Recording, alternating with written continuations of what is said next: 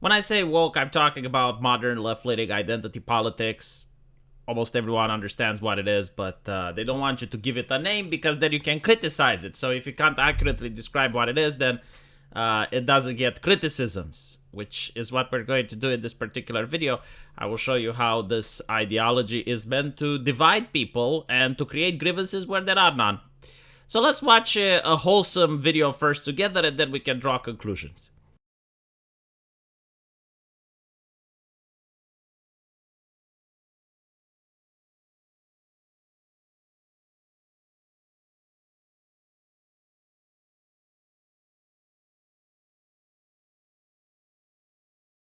As you can see, nothing in that video is offensive. Nothing in that video is a problem.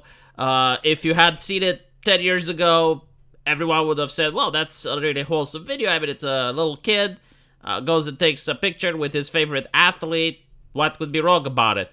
Well, apparently the journalists are uncomfortable, and they created a PR campaign in order to shame people and create grievances where there are none. So again, woke ideology is where the athlete has absolutely no problem, like he's enjoying it, he's smiling. The child has absolutely no problem, he's enjoying it, he's smiling. His parents have absolutely no problem. But the progressive journalist working for the multi-million-dollar corporation has a problem with it. And he creates arbitrary rules that society need to follow, rules that do not make any sense. Overwhelmingly, people do not agree with them. I mean, I do not think it's a problem if you have like black people cosplaying as anime characters, and right, like, is that like stealing Japanese culture? Is that like appropriating Japanese culture? Of course not. And this has happened in the past where you had the lady which wore a kimono to her prom, and again the woke journalists were the ones that had a problem with it. And you get to see this being explained in many viral videos over the internet. Like, there are a couple of channels that do this experiment. I remember a YouTuber dressed himself in a stereotypical Mexican attire. He had the sombrero, he had like all of these cultural signifiers, and went to a university. And some students asked him, it's like, are you Mexican? And he goes like, nope. And they were very aggressive towards him. They called him racist. Some of them even threw hands, like very, very angry and aggressive towards this gentleman's attire. And then he went towards Mexico and asked the people there, it's like, hey, do you find my costume offensive? And every single Mexican that he interviewed said, like, no, why would we find it offensive? There was also a video game which took place in Japan, and the company hired a guy in order to play an instrument to advertise the game. Of course, the progressive journalists were absolutely livid. They called it cultural appropriation. They would never do this to black people who cosplay as anime, and by the way, they shouldn't, but I'm just pointing out the double standard. And it turns out that the guy was one of the only people on Earth that have mastered the instrument, because it was a very old instrument and no one else knew how to play it except this guy. But, well, he happens to be white, right? So this is how bizarre the concept of cultural appropriation is. And it's just one of many examples that are being enforced top down. And the only purpose that it has is to create and foster division, is to create and foster grievances and hatred, because obviously, right, like, when someone likes someone else's culture and partakes into it, that person is far more open to meeting people from that culture and is going to react positively. Like, for example, if you look at something that's genuinely racist, like, I don't know, the Klan or the Nazis, you know, they didn't try to appropriate black people culture. In fact, back then in Germany, jazz music was considered to be something that you shouldn't listen to. Or imagine, like, if the Nazis were trying to appropriate Jewish culture and use their signifiers and stuff. Like, that doesn't make any sense, does it? Right? So, like, someone that's legitimately racist, someone that legitimately doesn't like another group, would not try to partake into that group's culture and try to enjoy that group's culture. It's quite the opposite, however. You know, if someone really likes anime and his entire identity is built around that, like he collects anime figurines and manga, and he's got an entire collection of anime, well, that person is going to be very open to meeting a Japanese individual.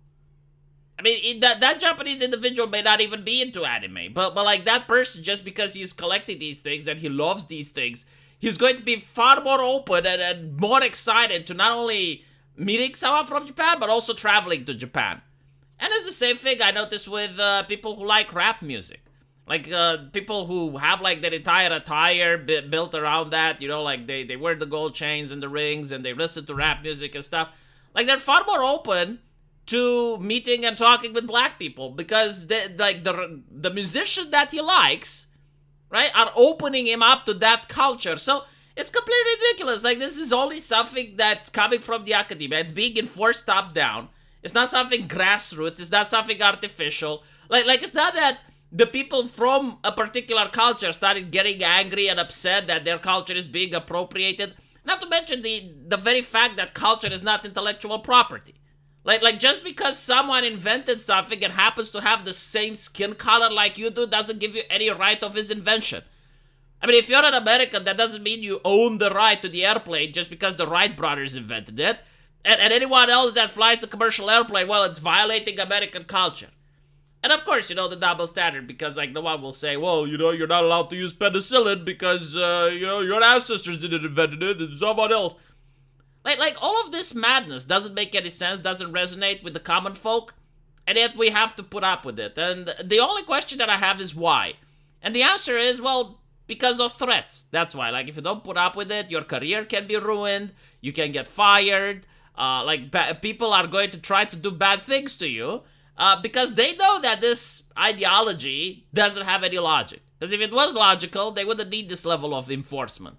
So basically, it's being enforced with the stick. They're like, well, cultural appropriation is bad because we say it is. And you're going to have to put up with it. But hopefully at one point people will be fed up, you know. And they will notice that the only reason that this is done is to foster division and hatred. It's not done to bring people together. It's not done to create understanding. In fact, literally, partaking into other people's culture is appreciation, and it is bringing people together rather than setting them apart, which is why the left hates it. They want everyone divided into their little tribes built around artificial identities that the left can then control. And it's so sad that people don't see it. Honestly, it's really depressing. This is what brought down the Occupy Wall Street movement. This is why corporations have diversity officers in order to get people to have grievances amongst each other rather than look up on who their boss is. Honestly, like, John and Juan probably get together really well until the diversity lady comes in there and tells them, it's like, hey, you're not being oppressed. Not by your boss, by the way. Not by us. No, not by the company. The company is perfect, okay? It's your colleagues that are the problem. Hey, good luck forming a union now. Good luck getting together. Anyway, right. Let me know what you guys think. And as usual, I will see you in the comment section. Take care.